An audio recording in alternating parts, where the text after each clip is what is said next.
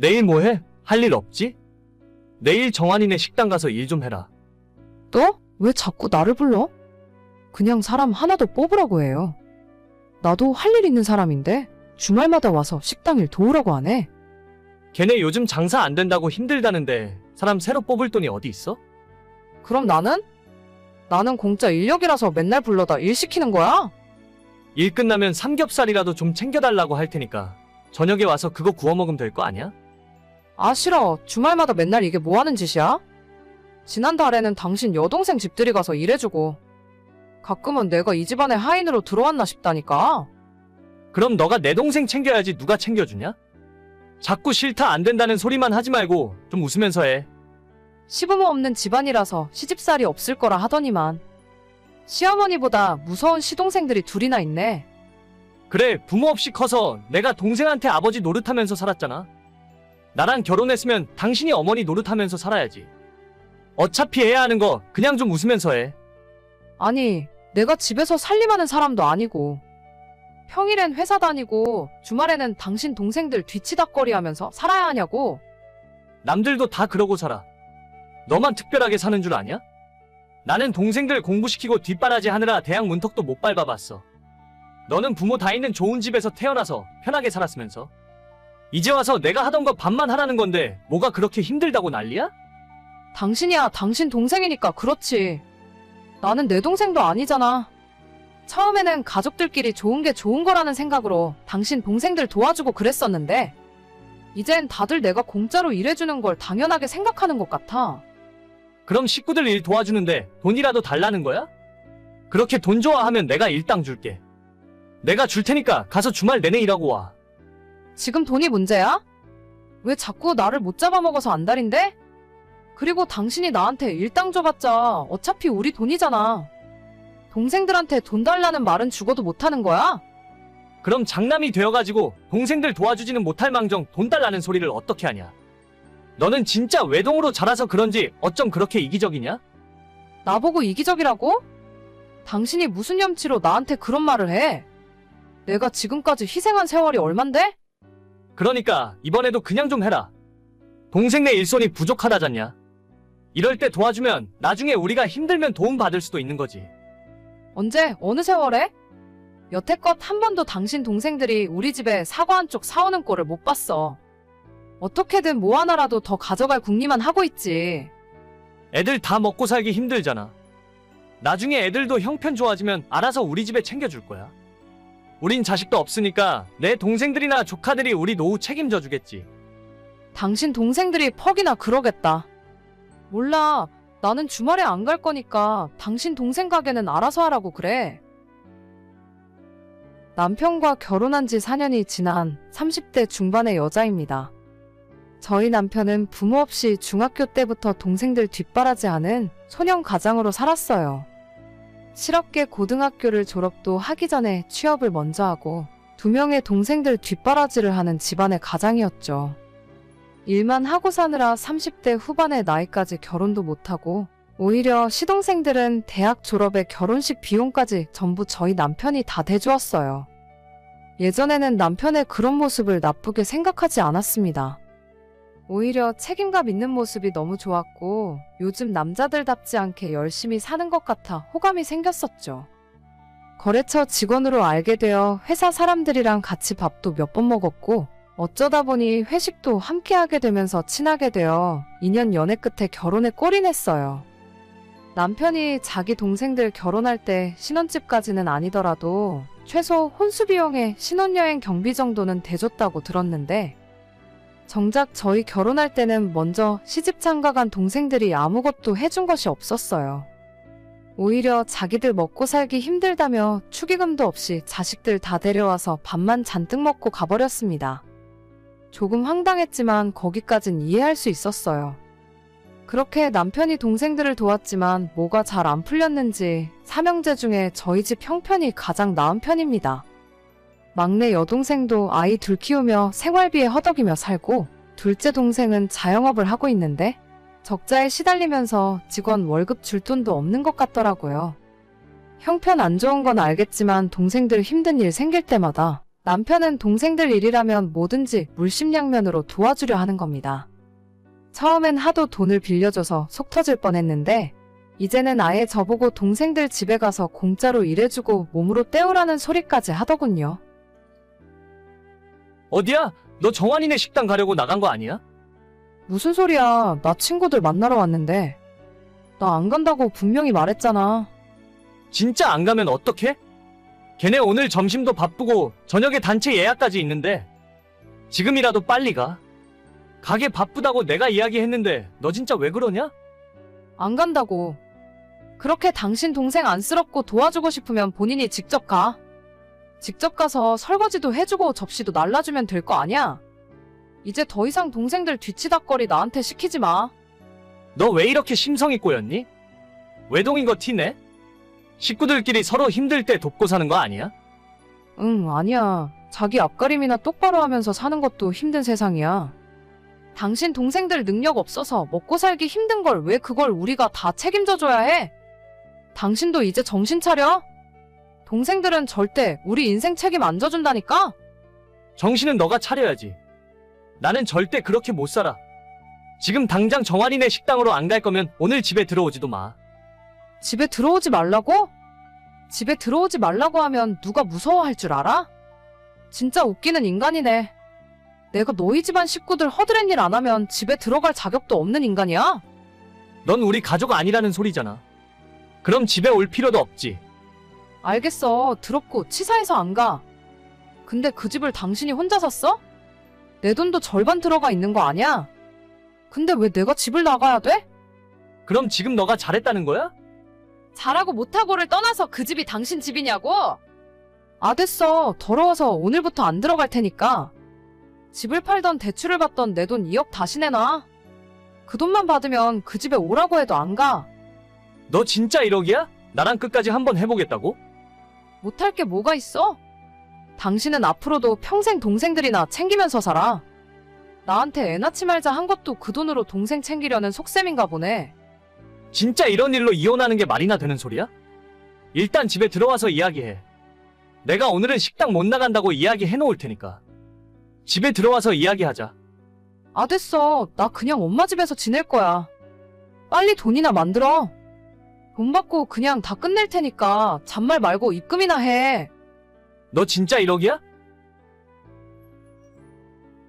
결혼 전에 남편이 자기는 애들 별로 안 좋아한다면서 자기랑 결혼하면 아이 없이 둘이서 재미있게 살자 하더라고요. 어릴 때부터 부모님 잃고 동생들 돌보느라 애 키우는 일이라면 학을 뗐다고 하길래. 사실 저도 아이는 별로 안 좋아하는 편이라 그렇게 하자고 했죠. 근데 이제 보니 애 낳지 말자고 한 이유가 우리가 버는 돈이나 갖고 있는 모든 것들을 자기 동생들한테 다 퍼주려고 그랬던 것 같아요. 지금 우리가 사는 집 구할 때 제 돈이랑 친정부모님 돈까지 해서 2억을 가져갔거든요. 남편도 2억 가져오고 1억은 대출받아서 집을 샀습니다. 그때 집값이나 지금 집값이 거의 변동도 없기 때문에 그냥 그 돈 받고 제가 나가려고요. 이 집에 더 오래 붙어 있어봤자 남편 동생들 챙기고 내 인생은 없을 것 같아요. 어제 남편이 친정부모님 댁까지 찾아와서 저한테 돌아오라 했다가 부모님께 쫓겨났어요. 대출을 받건 집을 팔건 빨리 제 돈 2억이나 돌려받고 결혼 생활 마무리했으면 좋겠습니다.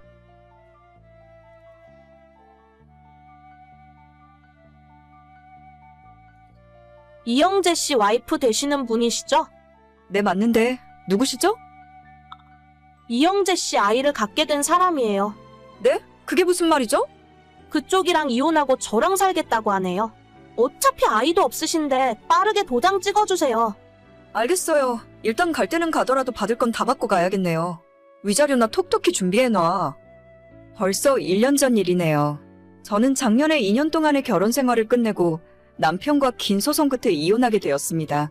남편은 저 몰래 회사에서 바람을 피우고 있었고 결국 그 사람과의 사이에서 아이까지 생겨 이혼을 요구하더라고요. 처음엔 이 상황이 믿기지 않았고 꿈만 같았습니다.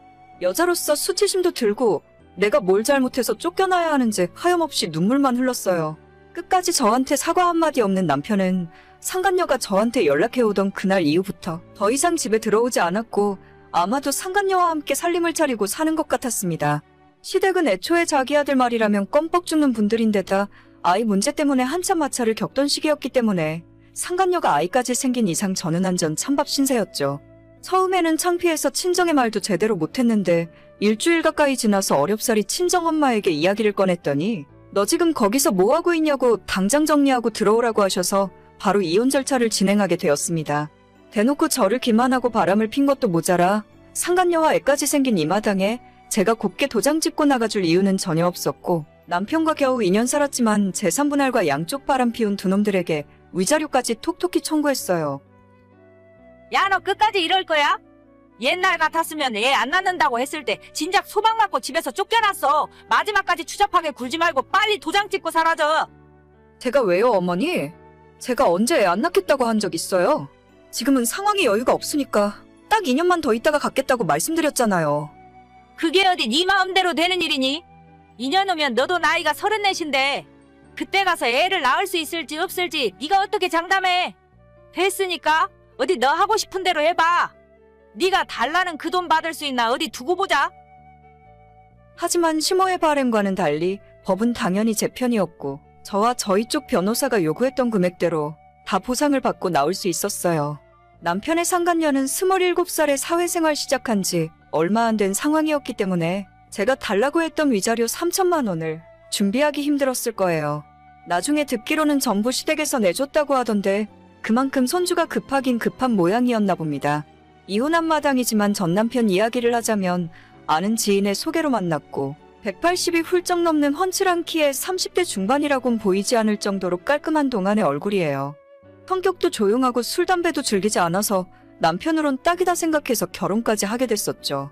하지만 결혼하고 나니 남편의 성격이 완전 마마보이인데다가 시어머니의 괴팍한 성격은 정말이지 숨도 못 쉬게 저를 괴롭히고 압박을 하더라고요. 시모는 완전 생각 자체가 옛날 분이라서 며느리는 이 집안의 종이라고 생각하시는 분이고 시어머니 말씀은 하늘이고 저는 남편과 시댁에 납작 엎드려야 하는 사람이라고 하셨습니다. 그런 집안에서 유일한 아들로 온 식구들의 관심을 독차지하면서 자랐던 남편은 모든 주변 사람들이 자기한테 잘해주는 것을 당연하게 여기고 고마워할 줄도 모르는 사람이었죠. 결혼 생활 자체가 너무 힘들어서 포기하고 싶었지만 남편을 사랑하는 마음 하나로 2년이나 버티고 살았습니다. 참고로 그 와중에 6개월 정도는 시어머니가 교통사고를 당하셔서 허리랑 다리를 수술하시는 바람에 제가 그 병수발까지 다 들었어요. 물론 저는 전업주부도 아니었고 회사 다닐 거 다 다니면서 제 시간 쪼개서 시어머니 병원을 오가며 수발을 들었습니다. 제 결혼 생활 막판에는 왜 빨리 손자 낳아주지 않냐고 어찌나 난리를 피우던지 지금 애 낳기엔 집안 형편이 안 될 것 같아서 딱 2년만 미루겠다고 하던 사이에 남편이 밖에서 사고를 치는 바람에 일사천리로 이혼까지 가게 된 상황이었죠. 그리고 받을 거 다 받고 남편과 끝내 남남으로 갈라서게 되는 날 그 얄미운 상간녀에게 또다시 연락이 오더라고요. 어머, 죄송해요. 제가 뺏으려고 그런 건 아니었는데. 괜찮아요. 기왕 이렇게 된 거 그 집 며느리로 한번 잘 살아봐요. 저는 받을 돈 다 받고 나가니까 새 출발하면 그만이죠. 그래요. 큰 돈 벌어서 좋으시겠어요. 저 같으면 쪽팔려서 돈 달라 소리도 못했을 것 같은데. 쪽팔릴 게 있나요? 돈은 받고 나가야지. 아무튼 그 집에서 며느리로 사는 게 생각만큼 쉽진 않을 거예요. 뭔가 조언이 필요하면 언제든지 물어봐요.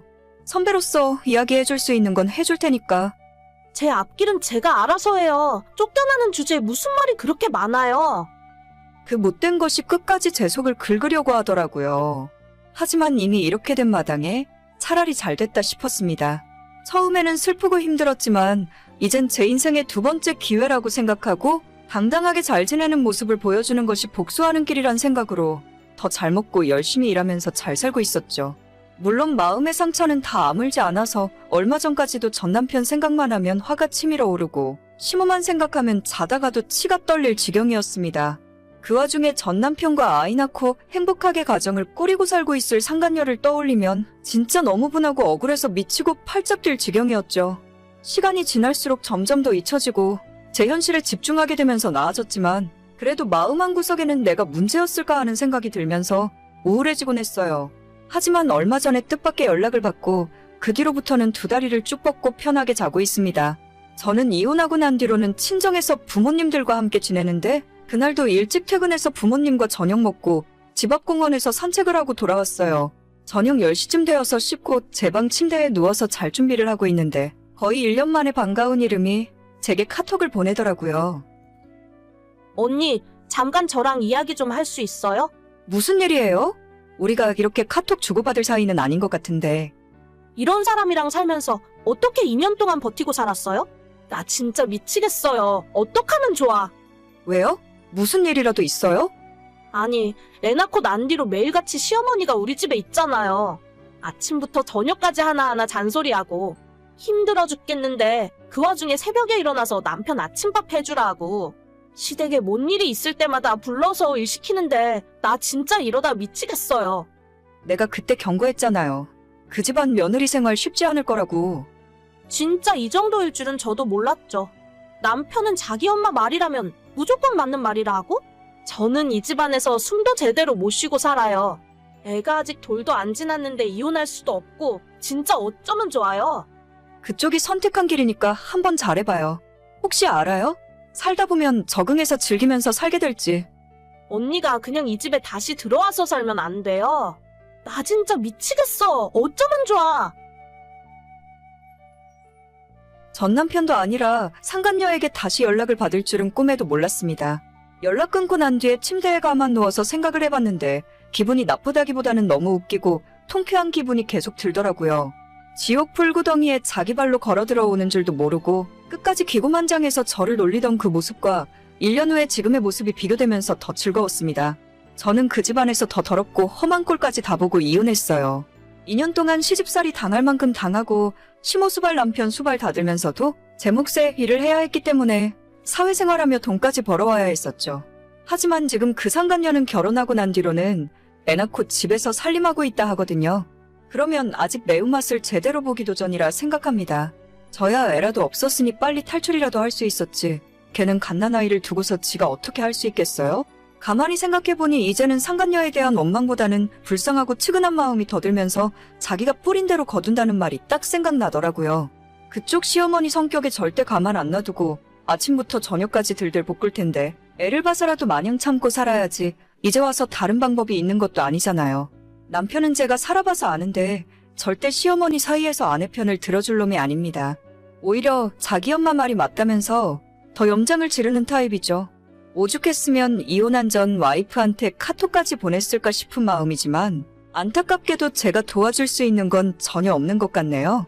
그때 상간녀가 아이를 갖지 않았다면 지금까지도 저는 남편이 바람피는 줄도 모르고 그 집에서 욕먹어가며 며느리 노릇하고 있지 않았을까요?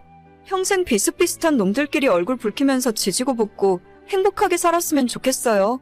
저도 이제는 두 발 쭉 뻗고 사이다를 마신 기분으로 살아갈 수 있을 것 같습니다. 이젠 너무 고마운 마음뿐이고 선물처럼 얻게 된 두 번째 인생을 충실하게 살아야겠어요. 오늘의 사연은 여기까지입니다. 구독과 좋아요, 알림 설정은 정말 많은 힘이 됩니다. 다들 행복하시고 좋은 하루 되세요.